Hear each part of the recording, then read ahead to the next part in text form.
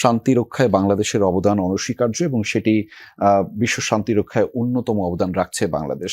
ঠিক কি কারণে এইটি তাৎপর্যপূর্ণ এবং শান্তিরক্ষী দিবস যেটি আমরা পালন করে থাকি ২৯শে মে, সেটি আসলে কেন গুরুত্বপূর্ণ এবং বাংলাদেশের প্রেক্ষাপটে সেই তাৎপর্যটুকু কিভাবে কেমনভাবে আসলে প্রভাবিত হয় আপনার কাছ থেকে শুনতে চাই।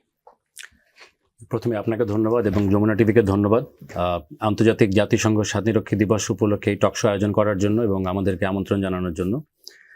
শুরুতেই আমি শ্রদ্ধাভরে স্মরণ করছি আমাদের বিশ্বের যত জাতিসংঘের শান্তিরক্ষীরা এ পর্যন্ত তাদের অবদান রেখেছেন বিশ্বের শান্তি রক্ষায়, এবং সেই সাথে ৪,০০০-এরও উপরে মোট শান্তিরক্ষী যারা তাদের জীবন দান করেছেন, যার মধ্যে বাংলাদেশি আছেন ১৭৫ জন।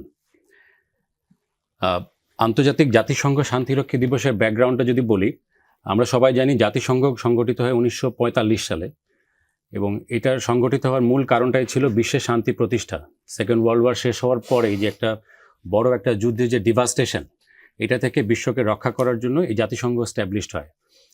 এবং এই পার্সপেক্টিভটাকে মাথায় রেখেই প্রথম ১৯৪৮ সালের ২৯শে মে প্রথম আরব ইসরায়েল যুদ্ধের ঠিক পরপরই তখনকার পরিস্থিতিতে একটি ট্রুস সাইন হয় ইসরায়েল প্যালেস্টাইনের মধ্যে।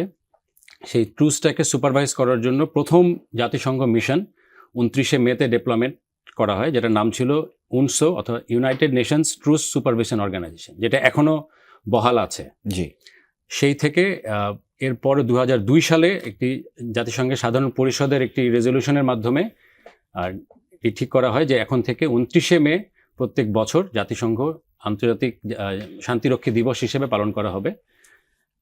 বাংলাদেশ, আপনারা জানেন ১৯৮৮ সাল থেকে আমাদের জাতিসংঘ মিশনের অংশগ্রহণ শুরু করার পর থেকে আমরা অনেক বছর জাতিসংঘের অন্যতম বৃহৎ শান্তিরক্ষী প্রেরণকারী দেশ হিসেবে আছি। সো এই দিবসটিতে আপনার জাতিসংঘ সদর দপ্তরে একটি বড় অনুষ্ঠান হয়, যেখানে যারা লাস্ট ১ বছরে মারা গেছেন তাদেরকে ড্যাগ হ্যামারশোল্ড অ্যাওয়ার্ড প্রদান করা হয় সেক্রেটারি জেনারেল, এবং সেই সাথে বিশ্বের অন্যান্য দেশ যারা শান্তিরক্ষী প্রেরণ করে তারাও এই দিবসটিকে উদযাপন করেন আমাদের যত শান্তিরক্ষী আছেন তাদের অবদানকে এবং বিশেষ করে যারা তাদের প্রাণ দিয়েছেন তাদেরকে সম্মান জানানোর জন্য।